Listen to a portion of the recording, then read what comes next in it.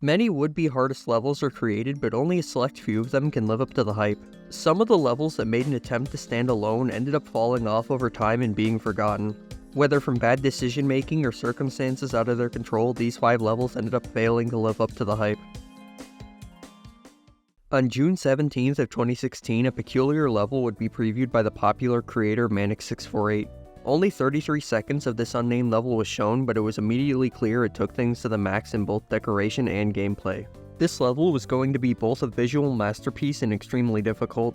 When it finished development and LaserBlitz was brought on to polish up some loose ends, the result would be one of the most hyped levels the game had ever seen at this point.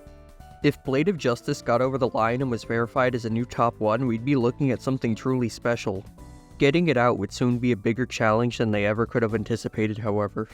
The first verifier was Quantum, who'd end up dropping it, and any recordings there may have been were lost to time. Woodkid was the next player tasked with BOJ, and they would actually make some progress, achieving 80 to 100 and an 18% run from 0. This progress wouldn't hold up very long before they too dropped to free up their time and focus on school. Hot off the back of verifying Yatagarasu, Trusta would then pick it up as his next big verification project. He was able to get 49 to 93 and 45 on a version that was easier than Woodkid's but probably still top 1. The curse that seemingly lingered over the level would end up claiming another victim, and he too would drop after only a few progress videos. The game's best player Sunix was the next to get a crack at it, but lag issues halted him before he could even really get started with it. The level was then passed to Combi and quickly dropped and passed on to Rico LP. Rico seemed the most promising, being able to get runs like 35 to 100, but then a bombshell was dropped.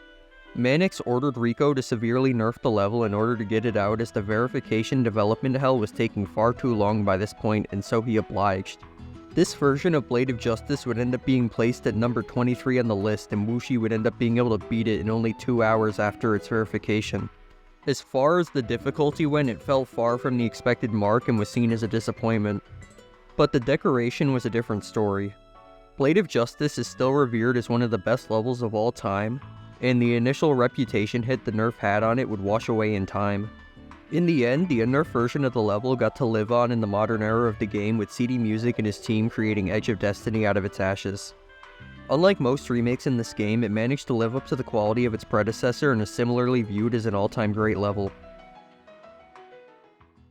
Silent Circles by Salen and Cyrillic is one of the most iconic and possible levels in the game.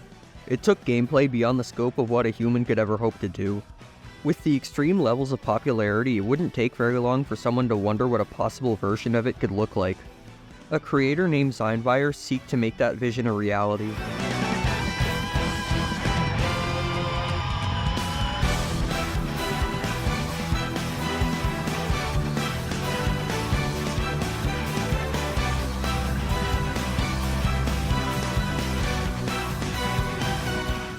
His version of the level replaced the impossible spam corridor with some new gameplay reminiscent of the first portion of the wave, and even extended the level further.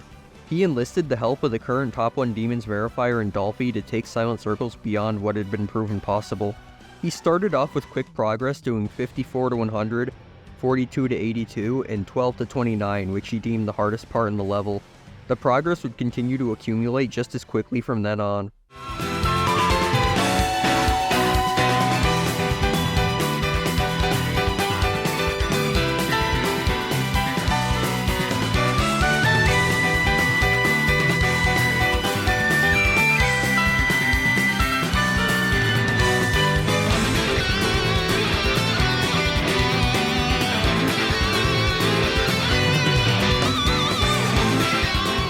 He'd end up taking a small break from Silent Circles before returning to a buffed version and getting 53 and 65. Then he'd get his best run on the level ever. He was getting so close to verifying 2 top 1 demons back to back, but unbeknownst to Dolphy, everything was about to change for him in the worst way possible. Zeinvire would end up passing the verification to Zanny behind Dolphy's back, and he learned of it the exact moment the rest of the community did. The move was extremely controversial and would lead to a lot of infighting, but in the end, Dolphy never got the level back. All of his hard work was for nothing. Zanny sought to keep the level as an upcoming top 1 and buffed it further from Dolphy's version and achieved 41 to 100 and 44 before getting into a disagreement with Zeinvire and temporarily dropping it. When he got the level back, it was in an extremely nerfed state and he quickly verified it. This would extinguish what little hype the level still had. Eventually, it would end up being deleted off the servers entirely and would end up as a forgotten what-if. Woodkid was an unavoidable level in the early 2.1 era of the game. Everywhere you'd go, there'd be montages of this level and it was looked to as something that could be one of the defining levels for years to come. When it finished in 2018, the excitement was at its all-time peak. The level looked amazing and it was clear to see the years of work that had been poured into the project. Boltstep was tasked to verify it and people wanted to see him get the level out. He never ended up making much progress with it though, likely due to the sheer difficulty of the gameplay combined with the object count making it nearly unplayable if you don't have a NASA supercomputer.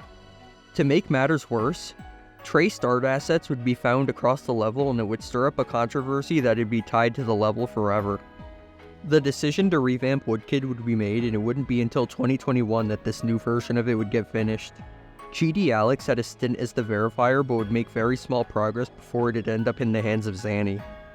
He was able to get 17% and 76 to 100 but would seemingly drop the level after that. The next move made for Woodkid ended up being shocking when the level was released to the servers in a fully auto state. It was no longer an extreme demon at all. This didn't sit right with a player named Wakimix, who would get in contact with Jakers in order to verify a nerf but still extreme version of Woodkid. Jakers accepted and not long after that, it was out. The level was now done and the story was seemingly over, but the traced assets would come back to bite Jakers as the level would never see an in-game rating. The constant changes of verifier and difficulty also caused the level to lose its hype over time until people just didn't care anymore by the time the latest version was verified. It went from one of the most recognizable upcoming projects to being a shell of its former potential. Grains of Sand was a level by the content creator StarXD that was seen as impossible. One look at the gameplay explains exactly why people thought that. It took high CPS spider gameplay to the limit and nobody had the speed to do it. Meet Heartshock. He was a player whose main skill set was high CPS spamming and he was looking for something new to play when he stumbled upon Grains of Sand. This was a perfect opportunity to make a name for himself and demonstrate his skills to the community. In his first progress video, he already had become the first in the world to pass the 4x speed spider segment that had initially given the level its impossible reputation. He would soon chain in the 3x speed part, and then on June 14, 2022, he got a run that changed everything.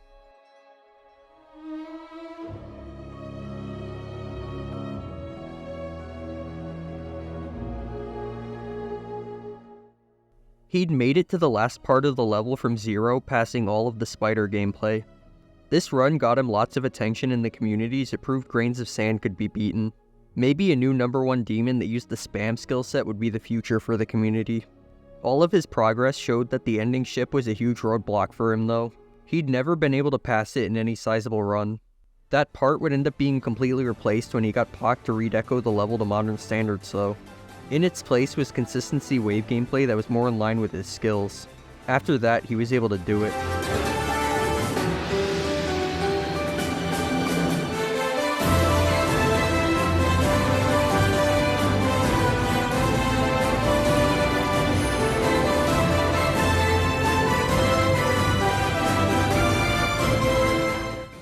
Before he could celebrate, the accusations immediately began. It's still commonly debated over, and there's no unanimous sentiment on its legitimacy in the community. In the end, the level was discounted and it was like it never happened at all. Woodkid would end up verifying the original version of the level with the ship part and estimated it as being easier than Rust, which was a far cry from its initial estimation of top 1. In the end, Pock's version would be turned auto and it'd get rated in that state, killing the chance of the extreme version ever seeing a placement on the list altogether. 3 of the most iconic extreme demons in the game used the song At the Speed of Light, and a player named Zimnite got the idea to merge them together into one super extreme demon. Thus, After Catabath was born. It was an immediate hit with the community, and the idea of redecorating it to make it its own standalone level didn't take long to materialize.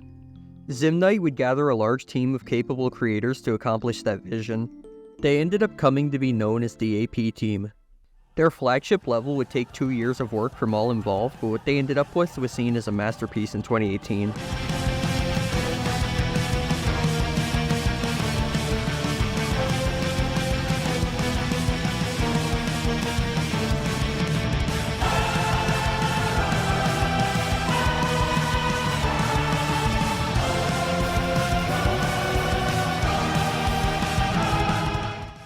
The super top one was here, and the game's best player Sunix was the first to get a crack at it. But before that could happen, RobTop released update 2.102, which broke any groups above 999. This caused Apocalyptic Trilogy to break, and the level would end up having to be delayed until it could be fixed as a result. After a while, Davflow was able to fix the level, but by that point, Sunix was already out of the project. Minecrafted was given the next shot at it, and he'd get 33 and 66 to 100 before dropping out as well. Krazen would last an even shorter time with the level, only getting a run of 54 to 100 before also dropping. By then, the level had aged immensely, and it was decided it needed to be revamped to keep up with Deco standards. The revamp wouldn't be finished until 3 years later, furthering the level's development hell. When it was finally ready, it was given to the capable Trick, who would get 68 to 130 before controversy would erupt.